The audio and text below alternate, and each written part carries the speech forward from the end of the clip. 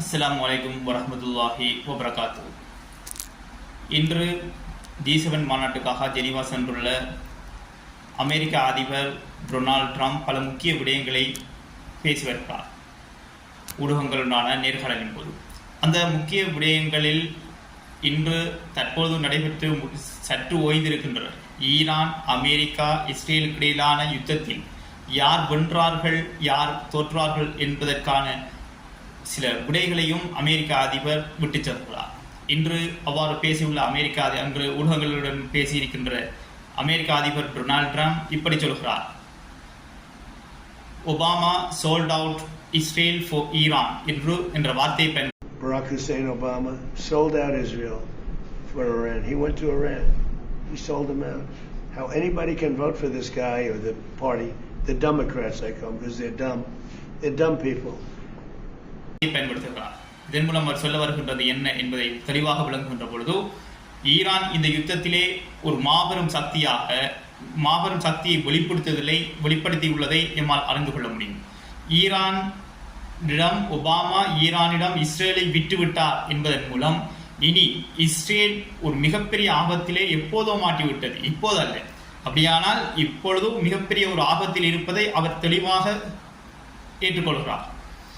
அதாவது ஈரானிடம் ஒபாமா இஸ்ரேலை விட்டுவிட்டார் என்பதன் மூலம் இப்போதல்ல, எப்போதே இஸ்ரேல் அழிவில் இருந்தது, அதற்கு காரணம் நான் அல்ல, ஒபாமா தான் என்ற விடயத்தை இன்று டொனால்ட் ட்ரம்ப் சொல்லியுள்ளார்.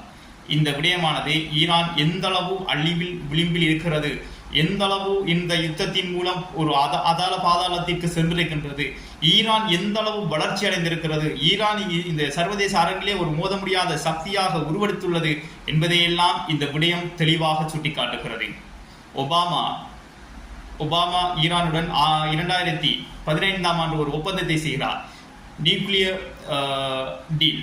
அந்த நியூக்ளியர் டீலே தெளிவாக எவ்வாறு ஈரான் அணுசக்தியை அணு ஆயுதத்தை பெற முடியாதவாறு பல அந்த ஒப்பந்தம் தெளிவாக இருந்தது. இந்த ஒப்பந்தத்திலே America, France, Britain, German, Russia, China போன்ற நாடுகள் அந்த ஒப்பந்தத்துக்கு பக்கபலமாக இருந்தன. இந்த ஒப்பந்தத்தை தான் 2018 ஆண்டு பதவியேற்ற டொனால்ட் ட்ரம்ப் உடைத்து அந்த ஒப்பந்தம் பிழை என கூறி ஈரானுடன் அந்த ஒப்பந்தத்தை முடித்துக் கொண்டிருக்கிறார். இன்று அதே ஒரு ஒப்பந்தத்தை, அதை விட ஒரு தரம் குறைந்த ஒரு ஒப்பந்தத்தை தான் டொனால்ட் ட்ரம்ப் செய்திருக்கிறார். இந்த ஒப்பந்தத்திலே எந்த விதமான சர்வதேச நாடுகளினுடைய ஒரு அங்கீகாரமும் இந்த ஒப்பந்தத்திற்கு இல்லை.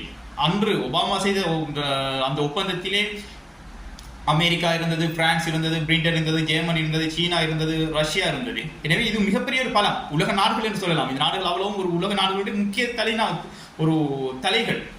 இப்போ இந்த நாடுகள் அன்று ஒபாமா செய்த ஒப்பந்தத்தில் இந்த நாடுகள் அங்கீகாரம் வழங்கியிருந்தன. இன்று அமெரிக்க அதிபர் செய்த ஒப்பந்தம் அவர் மாத்திரம் செய்திருக்கின்ற ஒப்பந்தம். அன்று ஒபாமா செய்த ஒப்பந்தத்தின் போது எந்த விதமான பேரழிவுகளோ எதுவோ ஏற்படவில்லை, எந்த விதமான யுத்தம் ஏற்படவில்லை, எந்த விதமான அமெரிக்காவுக்கு செலவு ஏற்படவில்லை.